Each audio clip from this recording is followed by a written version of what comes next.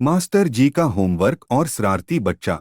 यह बहुत समय पहले की बात है। एक रामगढ़ नाम का शहर था। जिस शहर में अनुराग नाम का एक 10 साल का लड़का अपने माता पिता के साथ रहता था। अनुराग को खेलना, घूमना और मौज मस्ती करना काफी पसंद था। वह खेलने कूदने में इतना खो जाता था कि उसे मास्टर जी द्वारा दिए गए होमवर्क का कोई भी ख्याल नहीं रहता था। और जब भी उसकी मम्मी उसे अपने स्कूल का होमवर्क करने को बोलती है, वह कुछ ना कुछ बहाना करके होमवर्क करने से बच जाता।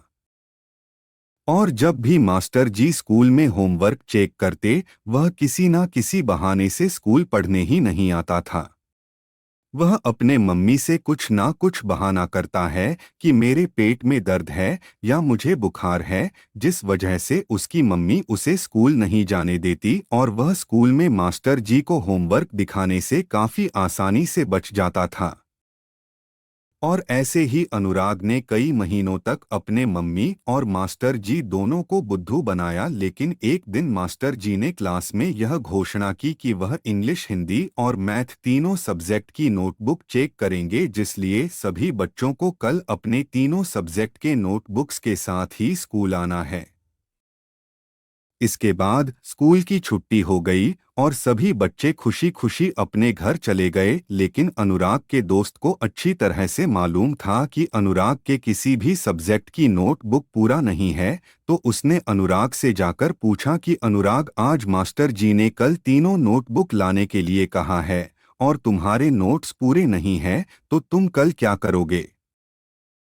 इस पर अनुराग ने हंसते हुए कहा कि इसमें नई बात क्या है, मैं कल फिर से कोई बहाना करके स्कूल नहीं आऊंगा जिससे मैं मास्टर जी को नोटबुक दिखाने से बच जाऊंगा। और अगले दिन अनुराग ने ऐसा ही किया। उसने अपने मम्मी के सामने नाटक किया कि उसके पेट में काफी तेजी से दर्द हो रहा है, जिसको देखते हुए अनुराग की मम्मी ने उसको स्कूल जाने से मना कर दिया, जिसके बाद अनुराग काफी खुश हुआ।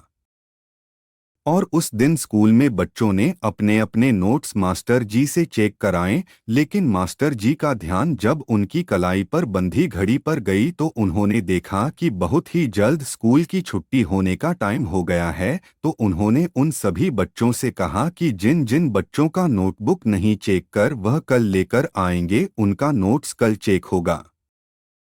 इस बात की जानकारी अनुराग के दोस्त ने उसे दी, जिस पर अनुराग ने कहा कि तो मैं कल फिर से स्कूल नहीं आऊंगा। और अनुराग ने अगले दिन भी ऐसा ही किया। वह कोई और बहाना लगाकर अगले दिन भी स्कूल नहीं आया। लेकिन स्कूल में उस दिन ऐसा हुआ कि उस दिन मास्टर जी की भी तबीयत खराब हो गई, जिसकी वजह से मास्टर जी भी उस दिन स्कूल नहीं आ पाए। जिस कारण से अब मास्टर जी सभी बच्चों का होमवर्क अगले दिन चेक करने वाले थे। इस बात की भी जानकारी अनुराग के फ्रेंड ने उसको दी, जिस पर अनुराग बहुत तेजी से हंसा और कहा कि मतलब कि मैं फिर कल स्कूल नहीं जाऊंगा। और अगले दिन भी अनुराग ने अपने सर में दर्द होने का बहाना लगाकर स्कूल नहीं आया। और उधर स्कूल में मास्टर जी की भी तबीयत सही नहीं हुई थी, जिस वजह से वह भी स्कूल नहीं आए। लेकिन उन्होंने सभी बच्चों को पहले ही यह बात बता दी थी कि वह जब सही होकर स्कूल आएंगे तब बचे हुए बच्चों के नोट्स चेक करेंगे। और अगले दिन जब स्कूल जाने का समय हुआ तो अनुराग ने फिर से पेट में दर्द होने की शिकायत अपने मम्मी से की, लेकिन अब अनुराग की मम्मी को भी पता चल गया था कि अनुराग दिन प्रतिदिन केवल बहाने बना रहा है, जिस वजह से वह स्कूल ना जा सके, क्योंकि अनुराग सुबह तो पेट में दर्द होने की शिकायत करता था, लेकिन जब भी स्कूल जाने का समय खत्म हो जाता था तो वह दूसरों बच्चों के साथ दिन भर क्रिकेट खेलता था। इसलिए अनुराग की मम्मी ने अनुराग के किसी भी बहाने को ना सुनते हुए उस दिन अनुराग को स्कूल जाने को कहा। और अब अनुराग के पास कोई और विकल्प नहीं बचा, जिसकी वजह से अनुराग को स्कूल जाना ही पड़ा। और जब स्कूल में मास्टर जी ने बच्चों के नोट्स चेक करना स्टार्ट किया तो उनकी नज़र अनुराग पर पड़ी। तब उन्होंने अनुराग से कहा कि मैं तुम्हारा ही इंतज़ार कई दिनों से कर रहा हूँ। मैं जब से बोला हूँ कि सभी बच्चों के नोट्स चेक करने वाला हूँ, तब से ही तुम कोई ना कोई बहाना करके स्कूल नहीं आ रहे हो।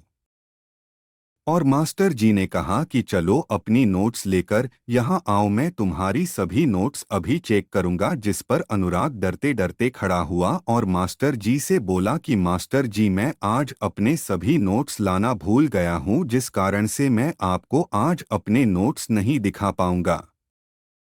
इस बात पर मास्टर जी अनुराग पर काफी गुस्सा हुए और उन्होंने कहा कि तुम्हें पता था कि मैं पिछले 4-5 दिन से सभी बच्चों के नोट्स चेक करने वाला था, लेकिन तुम फिर भी अपने नोट्स नहीं लाए। चलो ठीक है, आज नहीं लाए, लेकिन मैं तुम्हारा नोट्स कल जरूर देखना और चेक करना चाहूंगा। और मास्टर जी ने उसको यह भी कहा कि तुम कल भूल कर भी स्कूल से किसी बहाने से छुट्टी लेने की कोशिश ना करना। इस पर अनुराग ने उनके हाँ में हाँ मिलाते हुए कहा, ठीक है मास्टर जी, मैं कल स्कूल जरूर आऊंगा। और जब स्कूल की छुट्टी हुई तब अनुराग को पता चल गया था कि वह बहुत ही बुरी तरीके से फंस गया है और उसे किसी भी हालात में अपने नोट्स को पूरा करके मास्टर जी को दिखाना होगा, जिसकी मदद के लिए उसने अपने सबसे अच्छे फ्रेंड से उसकी नोट्स मांगी ताकि वह अपने नोट्स को पूरा कर सके। इस पर अनुराग के दोस्त ने कहा कि तुम्हें नोट्स पूरा करने की क्या आवश्यकता है, तुम हर बार की तरह जिस प्रकार से झूठ बोलकर स्कूल से छुट्टी ले लेते हो उस प्रकार से ही कल भी छुट्टी कर लेना। इस पर अनुराग ने कहा कि नहीं, अब मैं इसको और नहीं टाल सकता, अब मुझे किसी भी हालत में अपने नोट्स को पूरा करना ही होगा। इस पर अनुराग के फ्रेंड ने बोला कि एक दिन में तुम तीनों नोट्स कैसे पूरा कर पाओगे। इस पर अनुराग ने कहा कि मुझे पता नहीं कि यह कैसे पूरा होगा, लेकिन मुझे इसे पूरा करना ही होगा। जिस पर अनुराग के फ्रेंड ने अपने तीनों नोट्स अनुराग को दे दिए। जब अनुराग अपने घर पहुंचा तो उसने अपना बैग एक तरफ रखा और बिना खाए पिए पूरा दिन और पूरा रात नोट्स पूरा किया। और सुबह स्कूल जाने के समय से पहले ही उसने अपने तीनों नोट्स पूरे कर लिए, जिसके बाद उसकी सांस में सांस आई और वह उस दिन स्कूल के लिए निकल गया। वह स्कूल खुशी खुशी गया और जब मास्टर जी का पीरियड आया तो उन्होंने सबसे पहले अनुराग के नोट्स ही चेक करने के लिए मांगा। और जब अनुराग अपने सभी नोट से लेकर मास्टर जी के पास पहुंचा तो मास्टर जी ने उसके चेहरे और उसके आंखों को देखते ही समझ गए कि अनुराग ने अपने नोट्स आज रात भर जाकर पूरे किए हैं।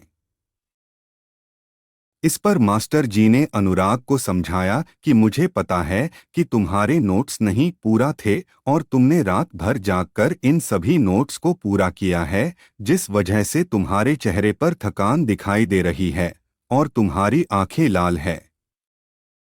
इसलिए ही हमें अपना सारा काम समय पर करना चाहिए, जिससे कि हमें बाद में अपने सभी काम को एक बार ही ना करना पड़े।